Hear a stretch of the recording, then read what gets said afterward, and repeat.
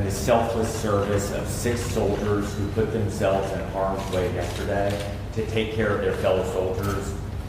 I want to start off by saying we're standing at the brigade headquarters of the unit that had the shooting yesterday. And this morning, if you were here, what you would have seen is you would have seen a lot of soldiers out doing physical training and PT. That is incredibly important to us because we are highlighting the resilience of the American soldier. We are showing their strength and their courage under fire. They are going to spend the remainder of the day able to meet with counselors, but also getting back to their jobs, serving the American people. We spent this morning, General Lubas and I, visiting some of our soldiers who are in the hospital and meeting with their families.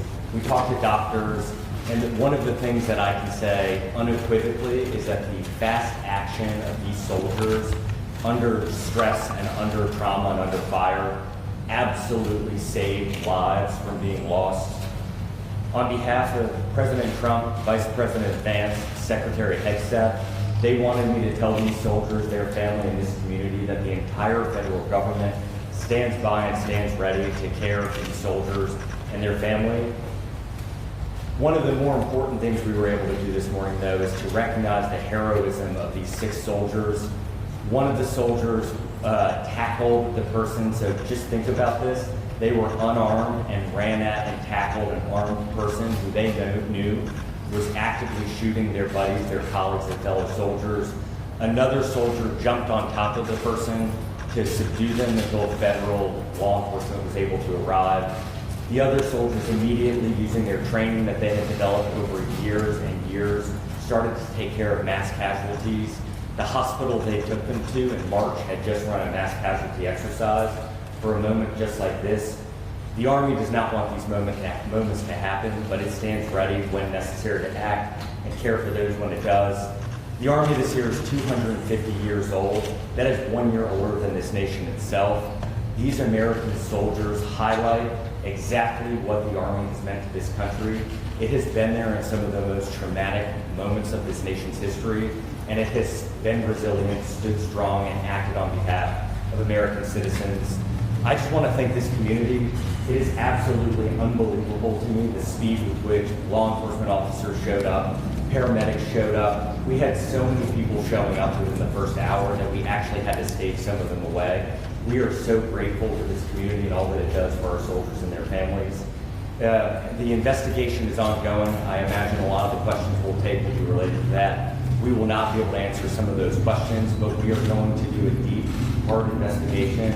The findings will be transparent. They will be released to the American public.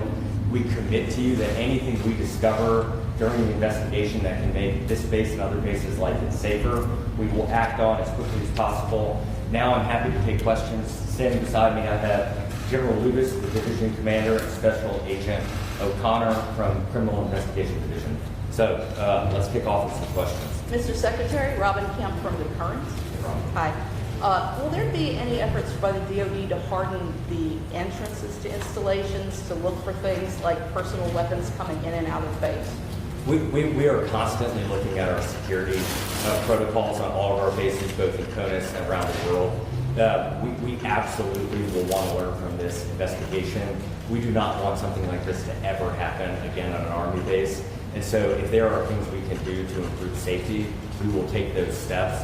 But right now, we're really early in the investigation. Mr. Secretary, Yeah. Faith from here with ABC News. Thanks for being here.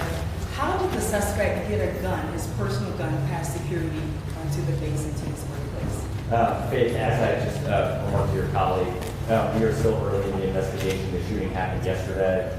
CID, I can have him come up and tell you what we learned so far. Our commitment is what we learn will be disclosed, it will be transparent.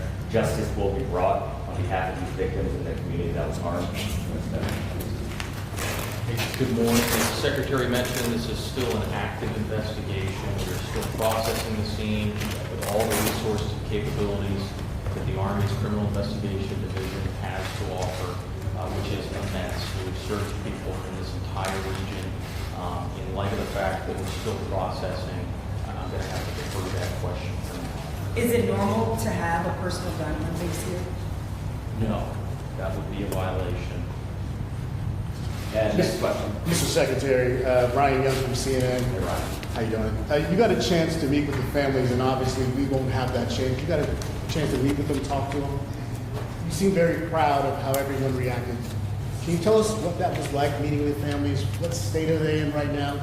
Share what the public was concerned about these folks who obviously didn't deserve the charge. Ryan, it was heartbreaking sitting in there and seeing their soldier, their daughter sitting behind them, struggling. Our hearts broke with them. We tried to hug them.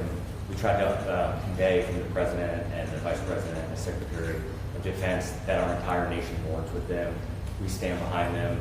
It has been only a couple of hours for them. I think they are still processing through it. But what we wanted to convey is we will be here with them every single step of the way.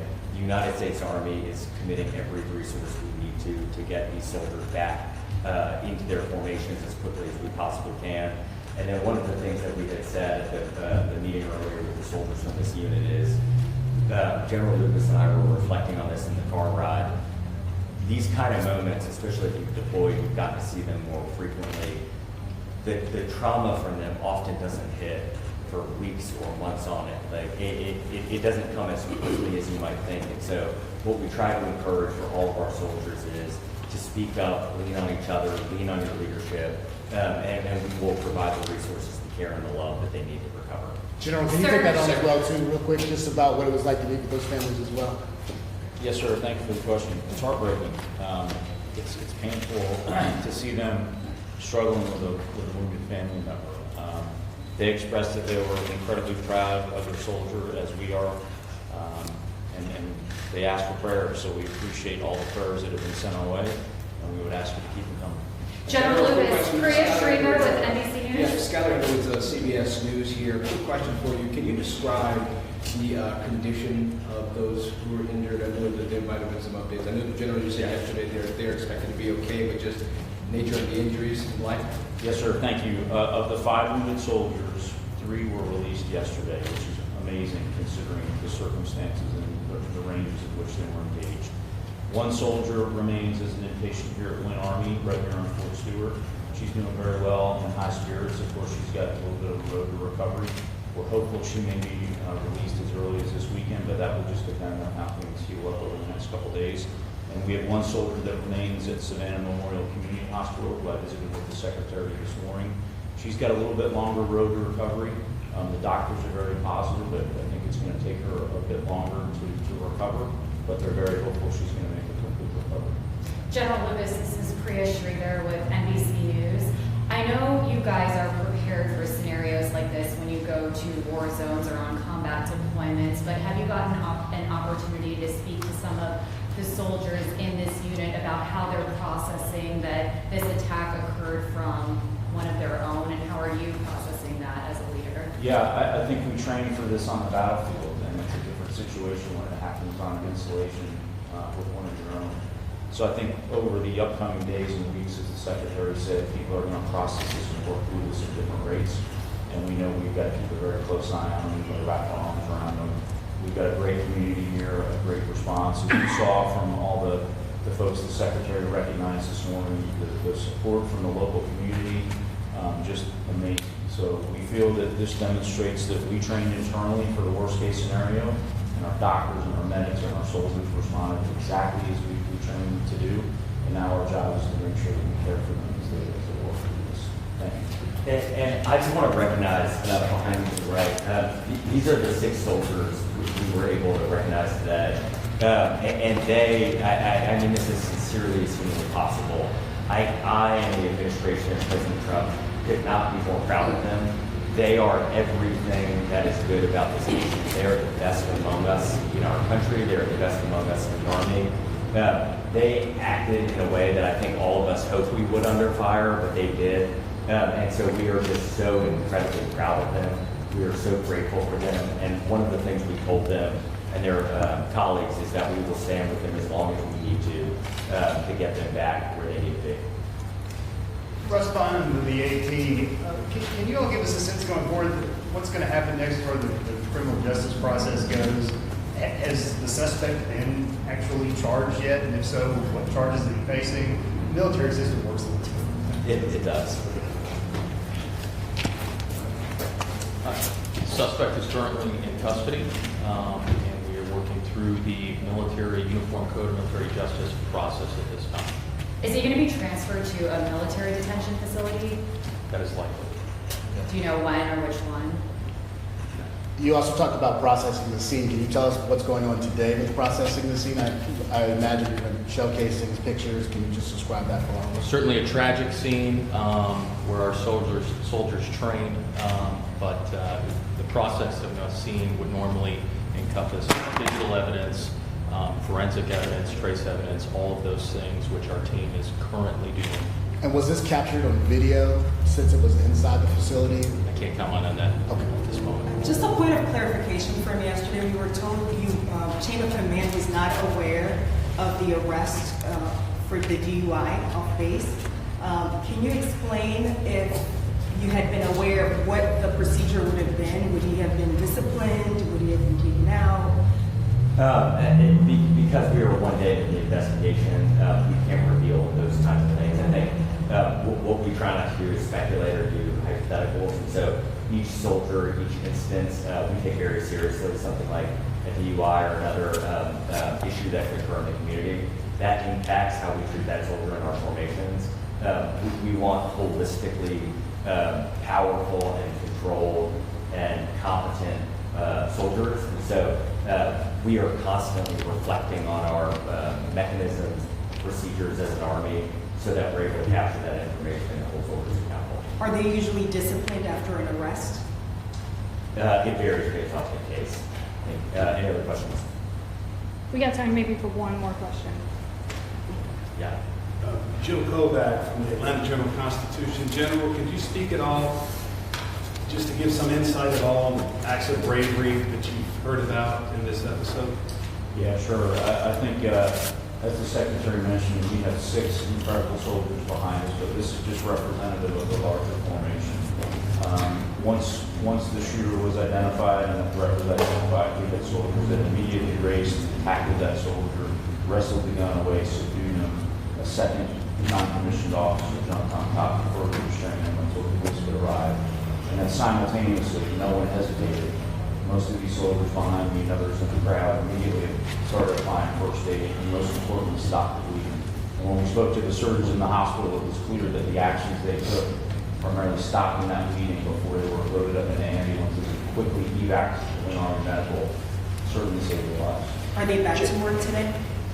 I'm sorry. Are they back to work or are they taking some time off? Well, today is the day that we focused on bringing the brigade and the unit together so they could support one another, so we could, of course, get right back at it, but it's also a day where we're going to focus on ensuring that they're getting the support that they need. General Lubas, can you give us a general sense of how long this all happened from that first shot fired to when your brave soldiers were able to tackle the gunman? I can. It was an incredibly fast response, and I do attribute this to the training that this installation has done and the teams here have done. So at approximately 10:56, the incident was reported, and that went out over sort of an all calls net. That triggered a lot of responses. That triggered our installation, emergency medical services, our police, our fire, our emergency medical services to respond. But it's also monitored by the local community, and then we requested assistance. At 11:04, we locked down, initial lockdown of the installation. So that was pretty quick. That wasn't me. That was the director of DES and the garrison commanders that immediately made that right call and that decision. At about 11:09, emergency personnel were dispatched to treat the wounded. At 11:35, the shooter was apprehended by the soldiers and the law enforcement. Several behind us and several in the crowd that we recognized earlier. So really what that means, we had about 13 minutes after that first report, we already had people, ambulances, fire, fish and game, military police responded and were on the scene. And then we had local support from the amazing community here. We had the first SWAT team arrive from off post within 20 minutes on site, which is truly incredible. So we're incredibly grateful for the support from the community. I'm incredible for our leadership that trained our soldiers to react this way. And then as the Secretary said, we're incredibly proud of the soldiers themselves.